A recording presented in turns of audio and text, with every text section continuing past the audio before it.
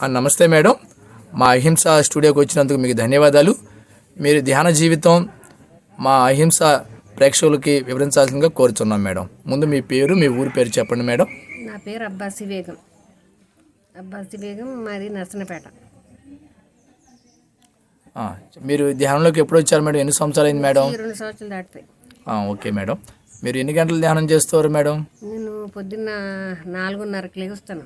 Okay. 4:30 లేచి 4:30 కాడ నుంచి 6 గంటల దాకా చేస్తాను. 1 గంటన్నర చేస్తారు. ఎట్లా అనిపిస్తుంది మేడం ధ్యానం చేస్తుంటే? బాగుంది. నాకు ముందు ముడుకులు నొప్పులు వచ్చి ఇప్పుడు నొప్పులు తగ్గి. ఒళ్ళు నొప్పులు కాదు బాబు, ముడుకులు కాళ్ళు నొప్పులు వచ్చాయి. Okay okay. వచ్చి చాలా బాధపడేదాను. ఓకే. ఇప్పుడు ముడుకులు నొప్పులు తగ్గి. అప్పుడు మెడిసిన్ వాడేవాళ్ళే మేడం? మందులు అంటే నాకు భయం అండి బాబా. అసలు వాడేవాళ్ళు కాదు. మందు ఎప్పుడైనా ఎక్కువ వస్తే వేసుకుందాను. కిడ్నీలకి దెబ్బ అని చెప్పి వేసుకుందాను మందులండి. ఓకే. కిడ్నీలు ప్రాబ్లం వచ్చేస్తుందండి. మీరు ధ్యానంకు ముందు మాంసం బాగా తినేవాళ్ళ మేడం? మాంసం, చేప, గుడ్డు అంతా తినేవాళ్ళు. ముస్లిమ్స్ ఇంట్లో పుట్టారు కదా, బాగా తినేవాళ్ళు. ధ్యానం వచ్చాక అన్ని మానేసాం పూర్తిగా. మా కోడలు మా కొడుకు మా ఇద్దరు మనవరాలు మనవళ్ళు అందరు మానేసామండి. Okay madam. మీరు మాంసాహారం మానేసిన తర్వాత మీలో ఏం మార్పులు గమనించారు మేడం? మాకు బాగా ఉంది, దేవుడి దయ వల్ల చాలా బాగుంది. ఓకే. పత్రి మహారాజ్ సార్ దయ వల్ల. గురుగారిని కలిసారా మీరు? చూసారా? అసలు చూడలేదని బాధపడుతున్నాం. అవునా? మాకు సార్ ఉన్నప్పుడు మాకు తెలియదండి. మీకు ఎవరు నేర్పారు ధ్యానం మేడం? నాకు ఎవ్వరు నేర్పలేదండి. మా బాబు అయినా మా కోడలైనా నాకు ఎవరు చెప్పలేదు. మరి ఎట్లా చేశారు? నేనే నేర్చుకున్నాను. వాళ్ళు చేసేవాళ్ళు వాళ్ళు చేస్తే వాళ్ళకి చూసి నేనే నేర్చుకున్నారు. ఏదైనా ప్రాబ్లం వస్తే మా వదినకి అడుగుతాను, మా మనోడికి అడిగితే మా మనోడు చెప్తాడు. ఓకే. 10th క్లాస్ చదువుతున్నాడు చెప్తాడు. ఓకే. మీరు సామూహిక ధ్యానాల్లో పాల్గొంటారు మేడం? మీరు అందరూ కూర్చుని చేస్తారు కదా గుమ్ముగుడి, ఆ ధ్యానానికి వెళ్తూ ఉంటారా? 10 మంది కూర్చుని ధ్యానం చేసే చోట చేయలేదా? అందరూ చేస్తున్నారా? అప్పుడు ఎట్లా అనిపిస్తుంది మీకు? నాకు బాగుంది. దేవుడు మన కడతాలు వెళ్ళారా ధ్యాన మహర్షి? ఎన్ని రోజులు ఉన్నారు?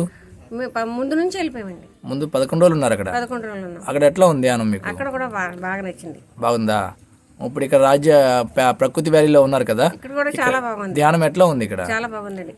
ఓకే. వచ్చాం సార్ మేము. వస్తారా ప్రతి సంవత్సరం? వచ్చాం. ఓకే. మన రాజమండ్రి కూడా వెళ్ళాం మేము. పేరవరం వెళ్ళారు? పేరవరం వెళ్ళాం. ఓకే. పిరమిడ్ లో ధ్యానం చేస్తుంటే మీకు ఎట్లా అనిపిస్తుంది? పిరమిడ్ లో ధ్యానం చేస్తే అసలు కళ్ళు తెరబుద్దేదు సార్. ఓకే. కళ్ళు తెరబుద్దేదు. ఇంకా మీ కుటుంబం అంతా శాకాహార కుటుంబం మేడం? కుటుంబం అంతా ఇద్దరు మనవరాలు మనవడు 10th క్లాస్ చదువుతున్నాడు. ఆ పిల్లడు కూడా తిన్నాడండి. మా కోడలు మా కొడుకు ఇద్దరు 5 సంవత్సరాలు అయిపోయింది. వాళ్ళు వచ్చి 5-6 సంవత్సరాలు అయిపోయింది పిల్లలు వచ్చి. అవునా? తర్వాత వాళ్ళకి చూసి నేను నేర్చుకున్నాను వాళ్ళ దగ్గర. ఓకే. ఇది మాంసాహారం తెలియకపోతే మా వద్దునికి అడుగుతాను. మాంసాహారం మంచిది కాదని ఖురాన్లో ఉందంట. మరి ఎందుకు తింటున్నారు మేడం అందరూ? అంటే తెలియక తింటున్నారా, తెలిసి తింటున్నారా? ఇన్నాళ్ళంటే మాకు తెలియక తిన్నాం. ఇప్పుడు మాకు తెలిసింది మానేసాం. అందరూ మీరంటే మీరు కాదు, అంటే ముస్లిం సోదరులందరూ. మరి ఖురాన్లో ఉంది కదా అహింసా ధర్మం పాటించాలని. మరి ఖురాన్లో ఉన్నా ఎందుకు పాటించట్లేదు? మీ ద్వారా అందరికి ఏం సందేశం ఇస్తారు? మరి ఇంకా వాళ్ళ ఇష్టం, మేము చెప్తే వాళ్ళు వినరు. మా మనసుతో మేము వచ్చేసాం. మాంసాహారం పాపాహారం అంటారా, మంచిదంటారా? మేము ఎవరిష్టం వాళ్ళది. కరోనా మరి సైంటిస్టులు అందరూ మాంసాహారులకే కరోనా వచ్చిందంటున్నారు, మీరేం చెప్తారు? నేను దానికి నమ్మను. ఆ ఇంజక్షన్లు వేసుకున్నారు కదా, దానికి అది ఎక్కువ అయిపోయింది అనుకుంటున్నారు. ఓకే. ఇంజక్షన్ వేసారు కదా కరోనా వచ్చేస్తే దానికి ఎక్కువ అయిపోయిందని చెప్పుకుంటున్నారు. దానికి నమ్ముతాను నేను. అవునా? ఓకే. ఇంకా మీరు ప్రపంచానికి శాకాహారం గురించి ఏం సందేశం ఇస్తారు మేడం? అందరినీ శాకాహారం తినమని చెప్తారా? మానేమని చెప్తాం. మాంసం మానేమంటారు? మాంసం, గుడ్డు, చేప మానేసి శాకాహారం తినండి.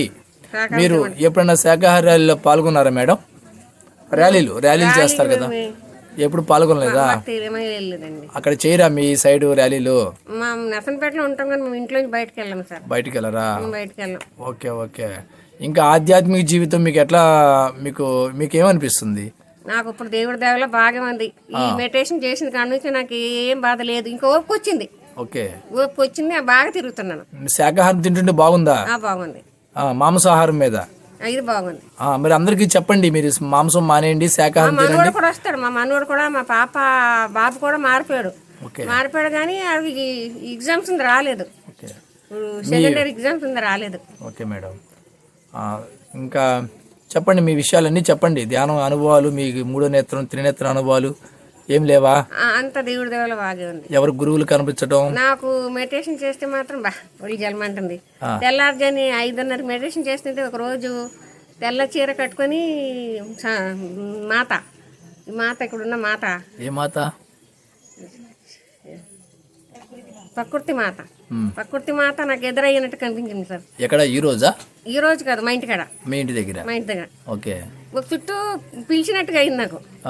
చిన్న పిల్లలాగా వచ్చారు. అవునా? చిన్న పిల్లలాగా వచ్చి పిలిచినట్టుగా అయింది. నాకు ఎప్పుడైనా ఏదో మనసులో పెట్టుకుని బాధపడతాను. ఏమి నాకు బాధలు లేవు దేవుడి వల్ల. మనసులో పెట్టుకుని ఏదైనా బాధపడితే నాకు సార్ మాటలు కళ్ళు చెవిట్లో పడతాయి.